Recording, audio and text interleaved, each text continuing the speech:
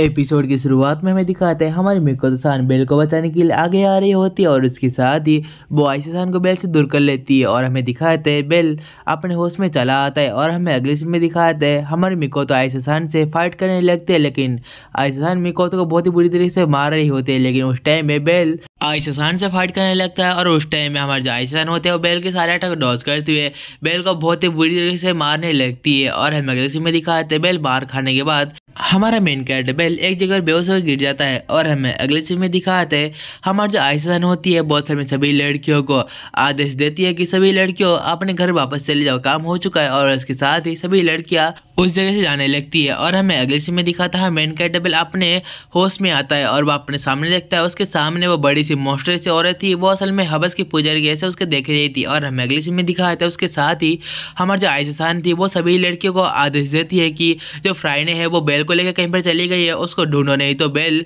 मर जाएगा। और हमें अगले सीन में दिखाते इस बातों को हमारी हारू में सान नोटिस कर रहे थे और वो थोड़ी सी परेशान लग रही थी। और हमें अगले सीन में दिखाते हैं हमारी मिको तो सान एक जगह बेहोश पड़ी हुई थी और उसके साथ ही उसके सामने हारू में सान चली आई तो कहने लगती है जल्दी से उठो नहीं तो तुम्हें अभी टाइम नहीं मिलेगा। उसके साथ ही मिको तो अपने सामने हारू को देख कर थोड़ी सी शॉक हो जाती है। और हमें अगले सीन में दिखाते हैं हारू में मिकोतो को उस जेल की लॉकर का चाबी देती है। और हमें अगले सीन में दिखाते हैं हमारा मेन कैरेक्टर बेल के सामने वो बड़ी सी औरत खड़ी हुई थी और वो कहने लगती है तुम्हारा जो वो चीज़ है वो छोटा है, मुझे उसको बड़ा करने के लिए एक पोषण चाहिए। उसके साथ ही वहाँ जाने लगकर कहते मैं पोषण लाने के बाद मैं तुमसे मजे करूंगी। और हमें अगले सीन में दिखाते उसके साथ ही वहाँ पर हमारे हारू में सान चली आती है और उसके साथ ही हारू में बेल को देख तो कहने लगती है बेल सान आप थोड़ा चुप रही है। और इसके साथ ही वो बेल को फिटाने लगती है और हमें अगले सीन में दिखाते हैं बेल उसको देखती है वो हारू में को कस के पकड़ लेता है और कहने लगता है मैं बहुत ही डर गया था। और उसके साथ हमें दिखाता है हमारी जो हारू में होती है वो बेल को देखती है वो थोड़ी सी खुश लगती है। और हमें अगले सीन में दिखाते सभी लड़कियां हमारी मिको सान और बेल को ढूंढ रहे होते हैं, लेकिन हमारी मिको सान छत के ऊपर छुपी हुई थी। और हमें अगले सीन में दिखाया तो उसके साथ ही वहीं पर ही वो बड़ी सी औरत मतलब फ्राइडे चले आती है और बेल को ना पाते बहुत ही गुस्से में चले आती है। और हमें अगले सीन में दिखाते हैं हमारे बेल को असल में हारू में कहीं पर लेकर जा रही होती है और उस टाइम बेल कहने लगता है लेकिन मिको तो सान का क्या। और उस टाइम में हारू में कहने लगते हैं मैंने उसको उस लॉकर का चाबी दे दिया था, शायद से वो वहाँ से भाग चुकी होगी। और हमें अगले सीन में दिखाते मिको तो एक जगह पर चली आती है और वो कुछ पेपर को पढ़ने लगती है जहाँ पर किलिंग स्टोन के बारे में कुछ लिखा हुआ था। और हमें अगले सीन में दिखाते हैं हमारा हारू में कहने लगती है मैंने आपको बचाया, मुझे इस बात की बहुत ही खुशी हो रही है। और उस टाइम में बेल थोड़ा सा मायूस लग रहा होता है, लेकिन अगले सीन में हमारा मेन कैरेक्टर बेल कहने लगता है असल में मिको तो सान और मैं आपको खरीदने के बारे में सोच रहे हैं क्योंकि आपको खरीदने के बाद आप आजाद हो जाएंगी, मैंने सही कहा ना। और उस टाइम में हारू में इस बात को सुन के बहुत जोरों से रोने लगती है और हमें दिखाते वो रोते हुए कहने लगती है असल में मैं ये नहीं कर सकती, मैं यहाँ पर खुश हूँ। और मुझे सुन के अच्छा लगा कि आप मेरे बारे में इतना चिंता करते हैं। और हमें अगले सीन में दिखाते हारू में आगे जाने लगते और कहती है बेल समा आप मेरे पीछे ही। और हमें अगले सीन में दिखाया वहीं पर ही हमारी गॉडेस हंसती है और ताकि वो दोनों परिवार मिलकर सोच रहे होते हैं कि असल में इस तरह सामा ने मिकोतो और बेल को क्यों किडनैप किया है। और उस टाइम में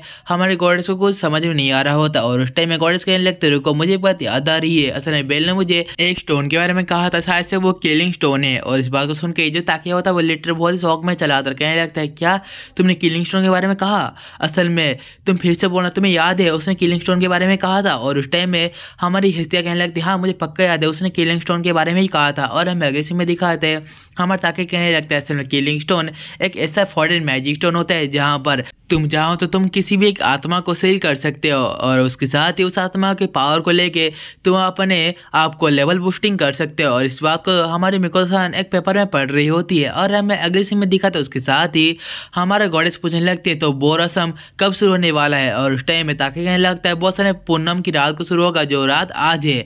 और हमें अगले सीन में दिखाता है हमारे हारू में बेल को उस जगह से बचा के बाहर लेके चला आता है। और हमें अगले सीन में दिखाते हैं हारू में कहने लगता है प्लीज आप यहाँ जल्दी से चले आए। और उस टाइम में बेल उससे पूछने लगता है तुम पक्का शेर हो तो तुम्हें यहाँ पर कोई भी दिक्कत नहीं है। और उस टाइम में हारू में कहने लगते हैं हाँ मुझे यहाँ पर कोई भी दिक्कत नहीं है, मैं आपके साथ यहाँ पर ज़्यादा टाइम नहीं रह सकती क्योंकि मेरे गले में जो लॉकेट लगा है इसके वजह से सभी लोगों को मेरे बारे में पता चल जाएगा क्योंकि ये एक लोकेशन लॉकेट है। और उस टाइम में उसके सामने हमारी मिको सान चली आती और कहने लगती हारू में तुम मुझे बताओ किलिंग स्टोन के बारे में क्या तुम जानते हो। और उस टाइम मिको तो हारू में के पास चली आती और कहने लगती है क्या तुम उन लोगों के लिए अपने आप को कुर्बान करना चाहती हो। और उस टाइम में मिको तो और बेल को पीछे से कुछ आवाज़ आने लगती है और इसी मौके को फायदा उठाते हुए वहाँ पर हमारे आयशा-सान हारुहिमे को अपने पास ले आती है और उस टाइम हमें दिखाते हैं मिको तो आयशा से पूछने लगती है आखिर यार तुम चाहते क्या हो, और तभी आयशा कहने लगती है असल में हम लोग एक बड़ा सा जंग चाहते हैं जहाँ पर इस तरह फैमिली का परिवार और उसके साथ उसके ऑपोजिट में फिरेसान के परिवार के साथ हम लोग का युद्ध हो। और उसके साथ ही बेल कहने लगते हैं इसमें हारुहिमे समा का क्या लेना देना, और उस टाइम में आयशा कहने लगती है क्या तुम्हें अभी तक पता नहीं चला, इसके बाद एक अच्छी ताकत है, इसी ताकत के कारण मैंने तुमको डुगान के अंदर हराया था। और हमें अगले सीन में दिखाया था वो कहने लगती इस ताकत को लेवल बूस्टिंग या यूजुत्सु कहा जाता है, और हारुहिमे की किस्मत में लिखा है कि वो मरेगी और वो हमको ताकत दे के ही मरेगी। और हमें अगले सीन में दिखाते हैं हमारे मेन कैरेक्टर बेल कहने लगते रुक जाओ तुम ऐसा नहीं कर सकती, और उस टाइम में आयशा-सान कहने लगते हैं क्या तुम चाहते हो कि ये बच जाए, ये नामुमकिन सा है। और तभी बेल कहने लगता है लेकिन ये तो तुम्हारे परिवार का एक मेंबर है। और तभी आयशा-सान कहने लगती है चलो अभी हमारे पास थोड़ा समय है तो इसीलिए मैं तुम्हें एक कहानी सुनाती हूँ। असल में ये बहुत दिनों पहले की बात है जब एक बिकाऊ लड़की हमारे यहाँ पर एंट्री हुई थी, और वो बिकाऊ लड़की हारुहिमे सानी थी। और हमें अगले सीन में दिखाया था उस बिकाऊ लड़की का एक दोस्त थी जो उसका नाम था आयशा। लेकिन वो जो बिकाऊ लड़की थी वो बहुत ही मायूस थी क्योंकि उसको पता था कि वो एक दिन कुर्बान होने वाली है। लेकिन वो जिस चीज़ के कारण मतलब जिस आइटम के कारण वो कुर्बान होने वाली थी असल में वो उसकी जो दोस्त थी वो उस आइटम के पास जाके उसको नष्ट कर लेती है।